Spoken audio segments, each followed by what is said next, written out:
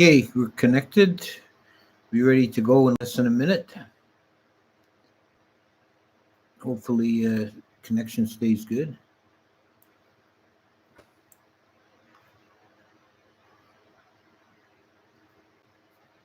We got several people already here. Okay, let's start. Namo tassa bhagavato arahato samma sambuddhassa. Namo tassa bhagavato arahato samma sambuddhassa. Namo tassa bhagavato arahato samma sambuddhassa. Okay, last time I gave a bit of an introduction to the concept of cosmic time in the Buddhist scriptures, which is very different from what the way it has been understood in the West.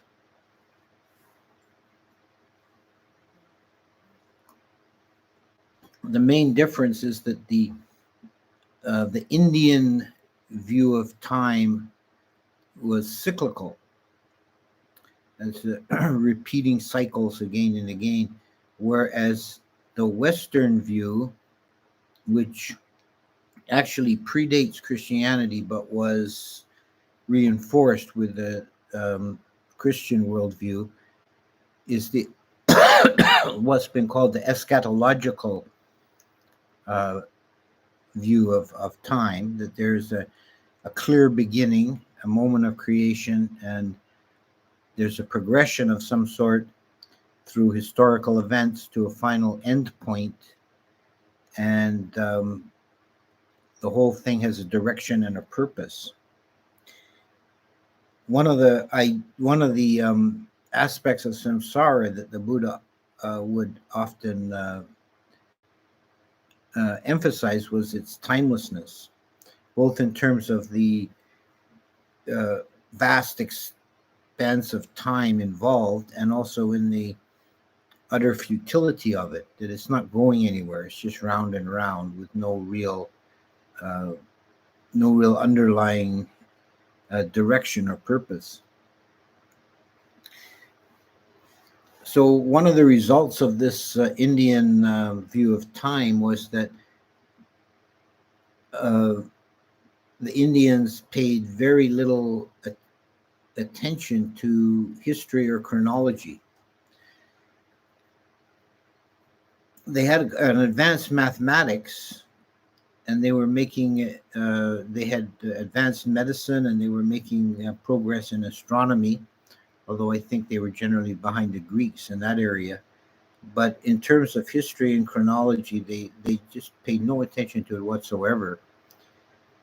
So this has created a muddle for modern scholars. It's very hard to date anything in Indian history prior to the incursion of the Greeks under Alexander. We really don't know the exact dates of the Buddha, for example, which you think would be something very very important, but it's not really known. The traditional dates are probably wrong.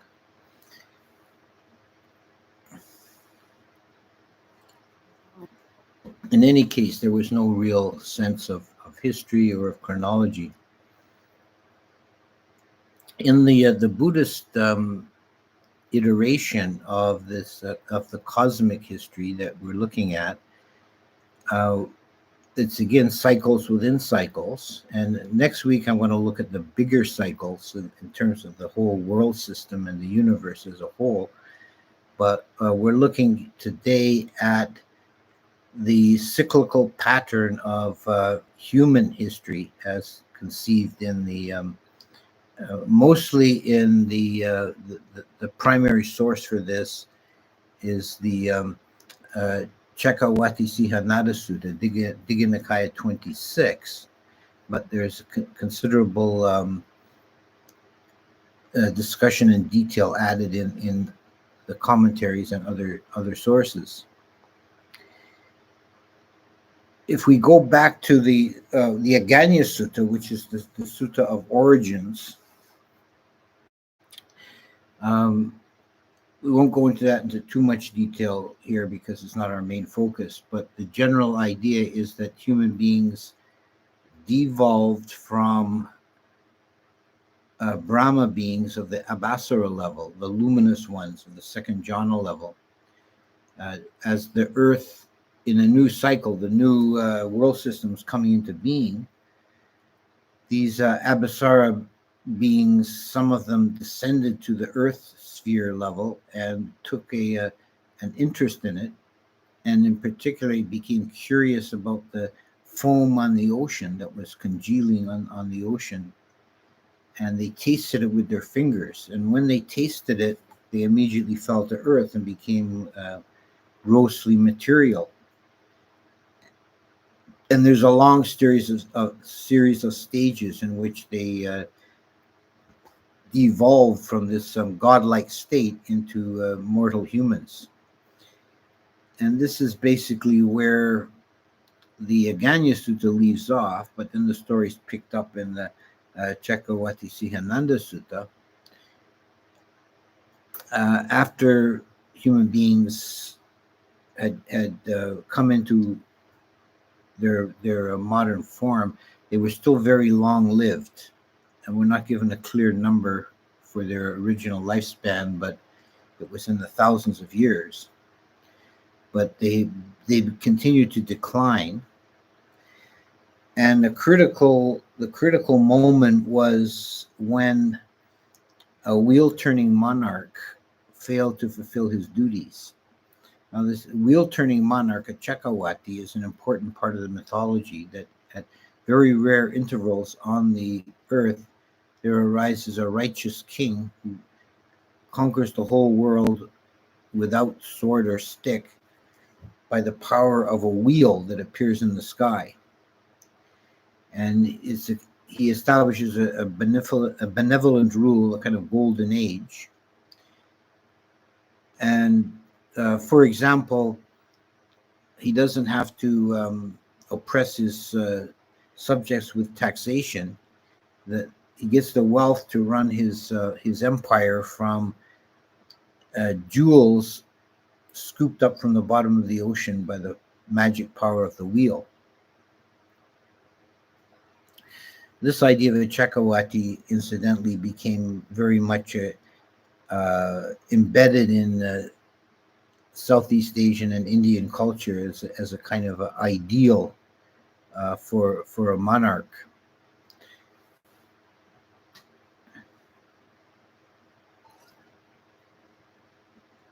Became the sort of the political image of an ideal king.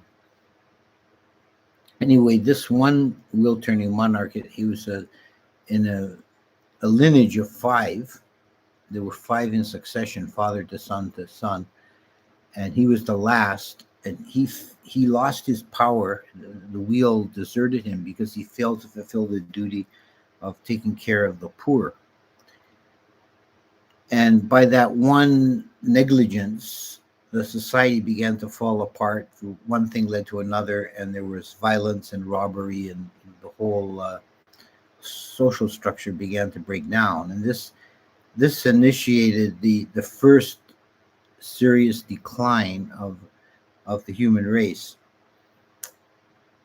Now, it wasn't the last. It was by no means the last decline.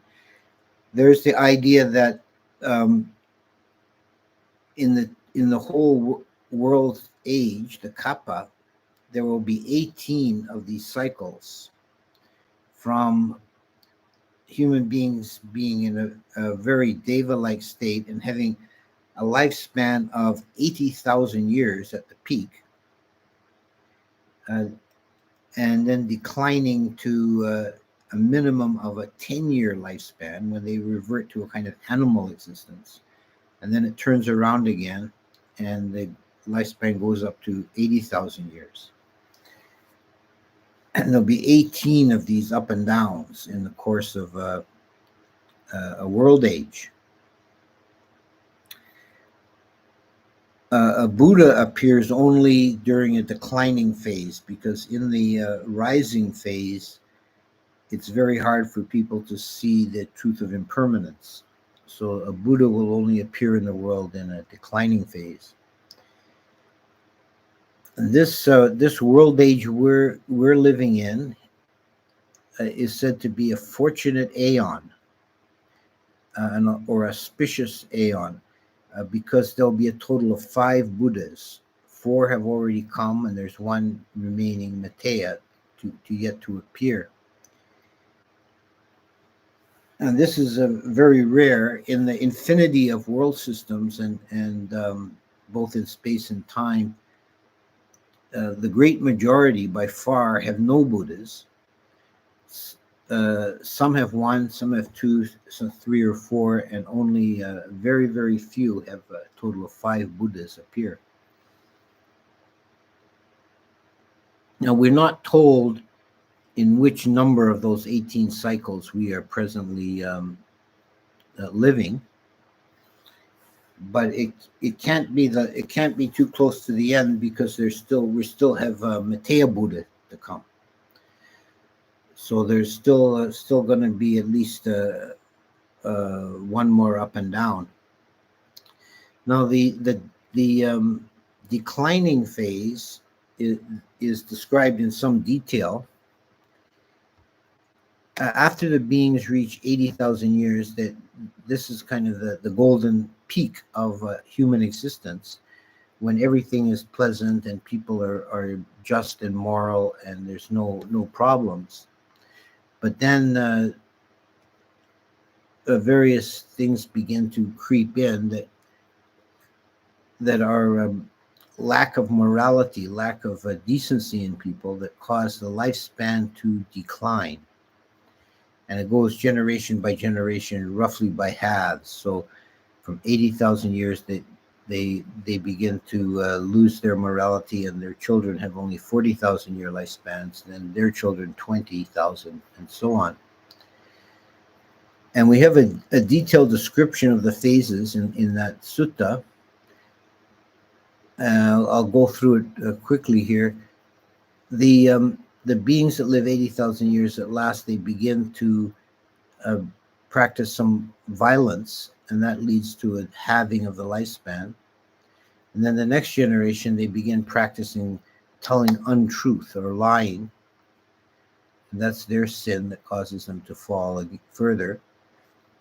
And then slander, or speaking ill of another, that leads to a 10,000 year lifespan. Then sexual immorality in the form of adultery leads to a 5,000 year lifespan.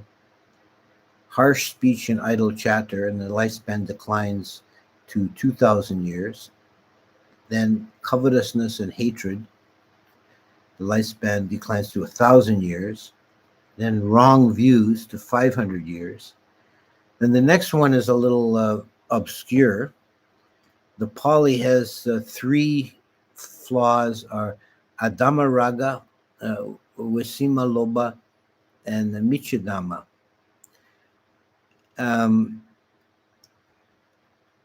One of these is heresy or wrong views. Another is incest.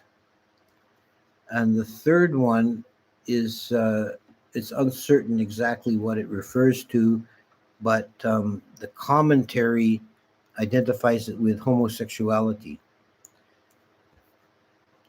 So now we're down to a lifespan of 200 years. And then the last is last of respect for elders, and the lifespan declines to 100 years, which is where it was said to be at the time of the Buddha. We often see in the text the phrase, he lived a full life. He lived for 100 years or a little more. So 100 years was considered the lifespan of a human being at the time of the Buddha. And we're still in a declining age. There's a Burmese tradition that the lifespan decreases 1 year every century during this time period. Now it seems this is the kind of the mythological view of the declining lifespans, and it seems to a modern mind, it seems kind of preposterous to think that people ever lived such very long lives, 80,000 years and so on. And it isn't to be taken literally. It's a mythological structure, but it's also not quite as preposterous, perhaps, in some respects, as one might think at first glance. Um, there's a couple of points to make. One is that we tend to think there's a kind of I think a popular image that people in previous centuries live very short lives, and you'll often see it make people make a statement the lifespan in the Middle Ages was 35 or 40 years, and this is misleading because the truth is that in previous centuries there was a very high infant mortality, and that if a person survived for their first 2 or 3 years of life, then they could expect a lifespan roughly equivalent to what we experience now. This is from historical data.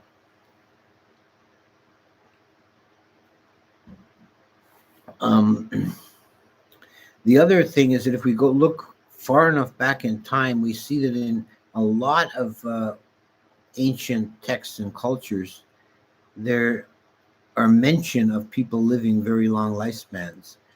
In the Bible, you have lifespans for the first few generations up to Noah were all in the hundreds of years, and we also have in the Egyptian and the Babylonian king lists, the first few dynasties, all the kings had lifespans in multiples of hundreds of years. So this seems at least to have been a widespread idea that in ancient times people lived very long. So so we're now in this present cycle, as I said, we're in a declining cycle, and we're down to less than 100-year lifespan. And what is predicted to happen in the future is that lifespans continue to decline in the down cycle until human beings reach a lifespan of 10 years. Once human beings are only living 10 years, they're basically in an animal-like state. They pay no attention to morality whatsoever, and they become very violent. And the very bottom, the nadir of the whole process, is an episode called the sword time, or the sword days. There's a period of 10 days at the very bottom of the cycle when people go kind of mad and they start killing each other, and it's just a mass slaughter, and very few survive. And the ones that survive by hiding in the woods, at the end of the sword days, they come out and greet each other with some, I would imagine, with some timidity, and they agree amongst themselves, we should just stop killing each other, and they make a vow to practice nonviolence. And this begins the upcycle. By practicing this one morality of non-killing, their lifespan doubles to 20 years, and it continues to increase generation by generation as they improve in morality until they reach the peak at 80,000 years, and then the next down cycle will follow. And this is repeated 18 times.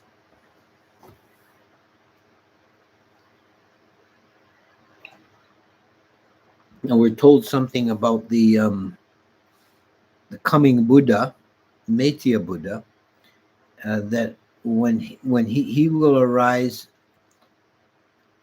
just past the peak, when people have the 80,000 year lifespan, and the population of India will be so large that the whole subcontinent is basically one large city, and everybody is living prosperously and happy. And there's also, at the same time as Maitya, there's a wheel-turning monarch named Sanka, who lives in the same generation. So this is considered to be a absolute peak of human existence before the next down cycle.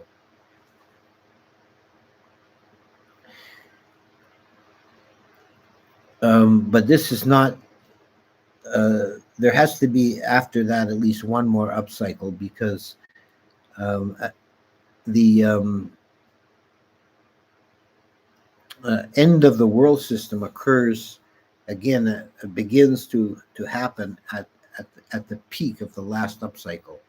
So the last generation of humans will be the 80,000 year lifespan ones. One more detail from the commentaries about the end of a Antara Kappa, these small cycles. When in our phase it will be a sword time, but there are two other possibilities, and it depends on the chief defilement of beings in that age. It's said that the chief defilement for this cycle is ill will, anger or ill will, so that this will result in the sword time. And most of the beings who are killed at that time will descend into the hell realms because of their bloodlust and violence. But it's also possible, if the chief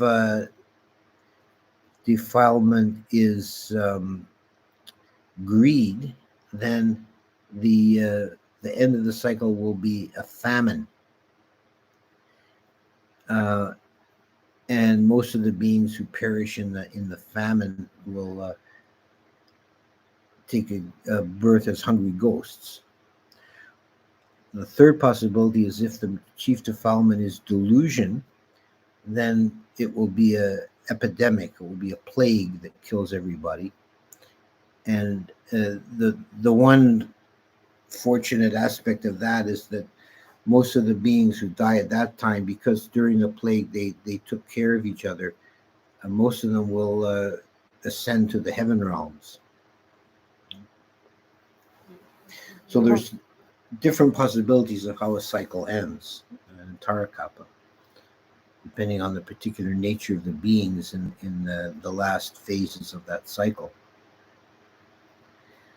So this up and down, as you can see, it has no. It's very Indian, because it has no real direction. It's a repetitive. It's cyclical. Although the actual events and individuals will be different each time, they'll very broadly fall into the same patterns again and again, and nothing is really permanently changed or accomplished in all of this. There's just a round and round, up we go, down we go, and that's the nature of human history as conceived by the ancient Indians, which, as I say, is quite different than what we're used to in the West. It's an entirely different way of viewing and seeing the world, and I think it's very useful for anyone who seriously wants to study Buddhism to try and understand the worldview, the mind, the set of mind of the contemporaries of the Buddha, the world that he lived in. And it's so easy to just see everything through the filter of our own culture, which is it's not a privileged position. It's just where we happen to be, when and where we happen to have been come into existence in this life. And there are other ways of seeing the world, quite different ways. So I'll stop there. That's about all I have to say about the human beings in cosmic history, and we'll see what's going on in the chat, if there's any things here. V. Gates, Ajahn Purnamo, Danko Ferralis. Sehr gut. This connection is great. Thank you. Please, I have a question. How to deal with morality, degeneration of parents, and being physically away and financially restrained to visit? Mortality. How to deal with mortality, degeneration of parents, and being physically away and financially restrained to visit? Yeah, I'm sorry that situation, but that's probably very common. Um, I mean, you could do what you can as best as you can. You may not be able to physically be present with them very often, but uh, nowadays we have other means. You can contact them by electronic means, and at least stay in touch with them that way. I think they'll probably very much appreciate that. I think one of the things a lot of old people deal with is very difficult is loneliness or a sense of abandonment. And you should really do your best to try and stay in contact with them. What to do with a conceitful teacher where he has a low opinion on everyone, where he always says, "Don't eat in front of me," or "Don't say you or we, as we both equal." Didn't the Buddha say that a Muni should not be conceitful and should not indulge in superiority? Where is the end line of pupil and preceptor relationship, especially if the pupil delights in seclusion and meditation?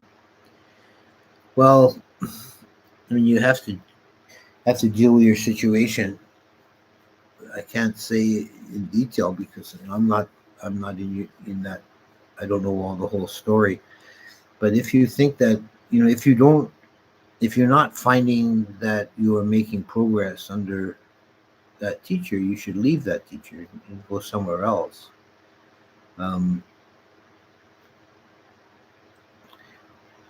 and like I can't judge the reality of the situation, but one thing you should examine in your own mind is whether how much of it might be coming from your own pride. How much of this resentment comes from your own pride rather than from the teacher's attitude.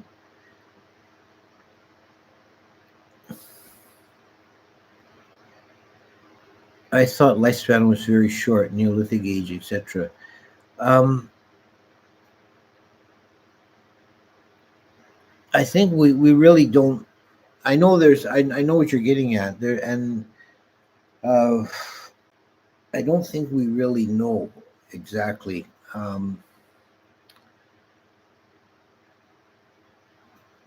Neolithic age was probably one. I would think it likely that in the Neolithic lifespans were sh- short and health was poor. In the Paleolithic age, I think people were more robust. And this is a whole nother, this is getting away from the Buddhist mythology into archaeology and paleontology, but it seems like the adoption of agriculture was not so much of an advance as a kind of a desperate dealing with a bad situation. Um, when wild game was abundant, uh, people didn't feel the need to settle down and practice agriculture. And a cereal crop, the cereal diet, which is what the Neolithics mostly lived off of, was just cereals. That doesn't have it is not as conducive to a robust constitution as the Paleolithic diet, which would have been have a large proportion of meat, but also many wild plants. Okay. When humans had higher lifespans, were they taller? Shouldn't we have found some fossils of these beings? Um, that's a good question. I don't recall seeing any discussion of the height of beings in those ages. Although one, from the kind of extrapolating from more general principles, um, such as that the Dewas are very tall. Uh, I would think that it would be likely that beings in the longer lifespan periods were probably taller, but I don't think I've not seen any definite statement of that. Is there a similar extinction event for Dewas? Not in the same way, but the Dewa realms themselves are impermanent. As we'll see next week, we're going to discuss um, the cycles of the universe as a whole and the cosmos, and the Dewa realms eventually end up being destroyed in each cycle. But they don't go through this decline and sword times and all that stuff. The current human lifespan seems to be 75, quite coinciding with the 100-year theory. Yes. Do non-human beings also have lifespan cycles based on morality in Buddhist cosmology? No, I've not. I've not seen that explicitly. That explicit connection made. The Dewa realms, the beings have very long lifespans, and the higher you go in the hierarchy of Dewas, the longer the lifespan. One thing actually comes to mind that is at least parallel to that idea is that at least in the lower Dewa realms, it's mentioning for the Chatumha Rajika realm, Dewas can have their lifespan cut short in various ways, and one of the ways is by in their wars with the Asuras, but there's two other ways the lifespan can be cut short. One is by being caught up in sense pleasures so much that they miss a meal, they forget to eat, because their constitution is so delicate that if they miss a single meal, they'll die. And another way that is by if they fall prey to anger and jealousy. If they see another Dewa that has a finer carriage or more dancing girls or whatever it might be, and if they feel jealous and become consumed with rage and jealousy, that can actually destroy them. They can burn up from the jealousy. So both of those are kind of lapses of morality that lead to the shortening of their lifespan. If samsara has no end and the possibility of every being to reach enlightenment is not zero, does that mean that every being will eventually become enlightened? That's not the view. That's not generally the view held in the Theravada Buddhism or in the pre-Mahayana schools generally. I think some of the Mahayanas would hold that all beings eventually become enlightened. But if you think of it mathematically, it doesn't matter how many beings become enlightened. If there's an infinity of beings, you subtract any finite number from an infinity, there's still an infinity left. So I don't see that there's any necessity for all beings to eventually become enlightened. I think all beings have the possibility of enlightenment, which is a different thing. Fascinating talk. I am reminded of the Gnostic idea of human souls descending from the imperial realm down into the base material world. I am increasingly of the opinion that Buddhist thought was very influential in the West. Yeah, I think that there was, particularly in the Near East, in Syria and Egypt, that area, there was a crossroads of the world, and I think we can see a lot of syncretic religions. There's just any kind of combination, mix and match, and all sorts of belief systems. And certainly there was the Silk Road that cut right across Asia. So Buddhism would have had some influence in the West, and I think you can see it in the Neoplatonists, particularly. I think you can see that Buddhist influence. Thank you, Ajahn. Everyone online seems to be a Sotapanna these days. How can one avoid the traps, Sakaya Ditti, of intellectual attainments? Yeah, all that glitters is not gold. I mean, there's a lot of um, experiences one can have in meditation and be misinterpreted. It's very common for people to misinterpret and believe they've attained stream entry. The traditional way is to examine the mind for the three fetters. And if there three fetters are arising, then one's not a stream winner.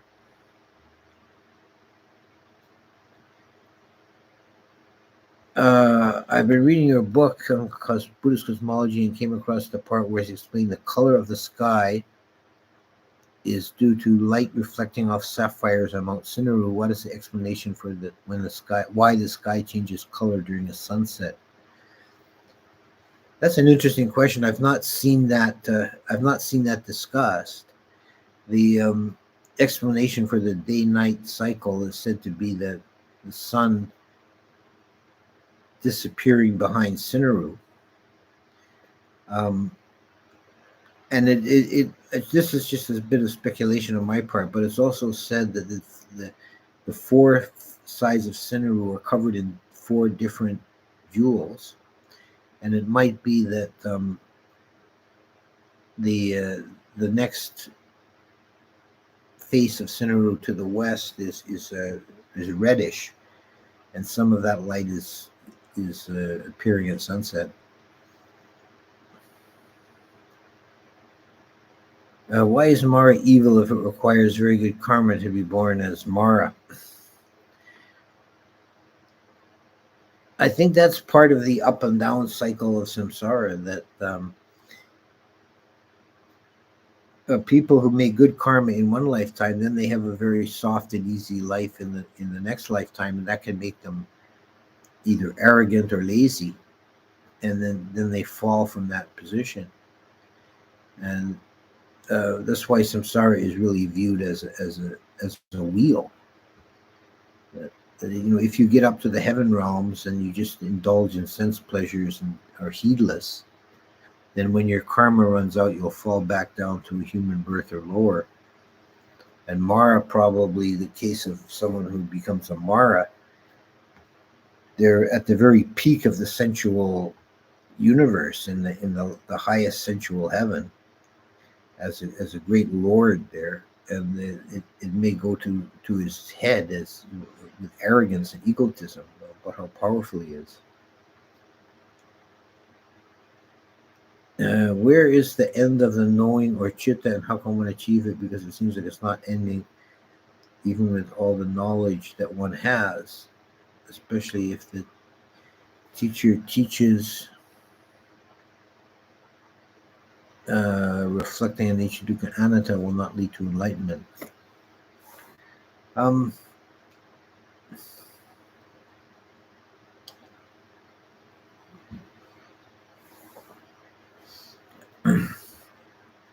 think that the way the gateway to understanding is going through the three characteristics. In the Thai forest tradition, they make a lot about coming from the chitta, being centered in the chitta, and because of the purity of simply being or knowing.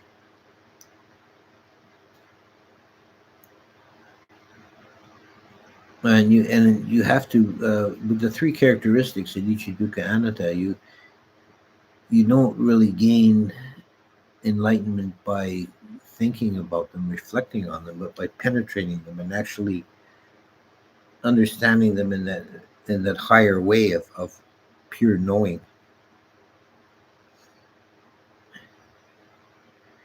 Assuming the monotheistic creator gods like Yahweh and Allah exist, would you say they are high-level Devas or low-level Brahmas?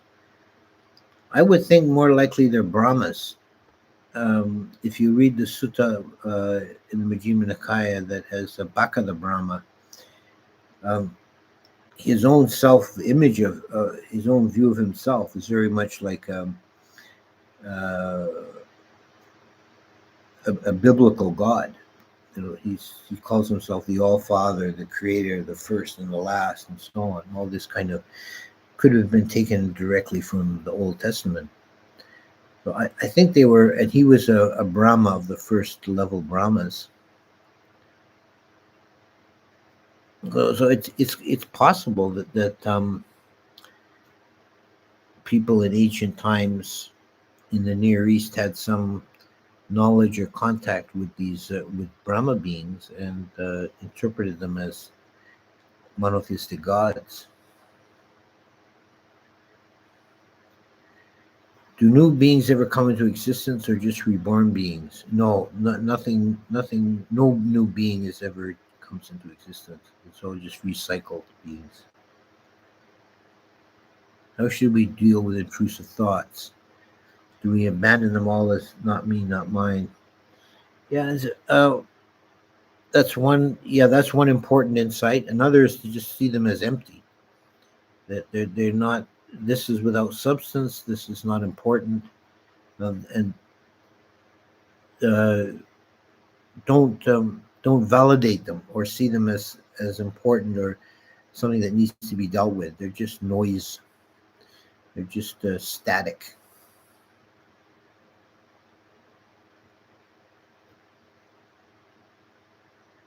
Do Brahma beings have morality, karma, and volition? Yes, they do. They still have all of those things.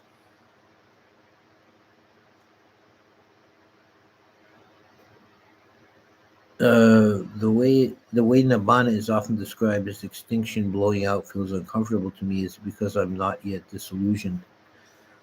It's because you're still attached to the idea of self and the idea of existence. What do you think of evolution through transhumanism and the technological superiority and the singularity in the Buddhist context? Could superintelligence be an alternate swifter path to Nibbana?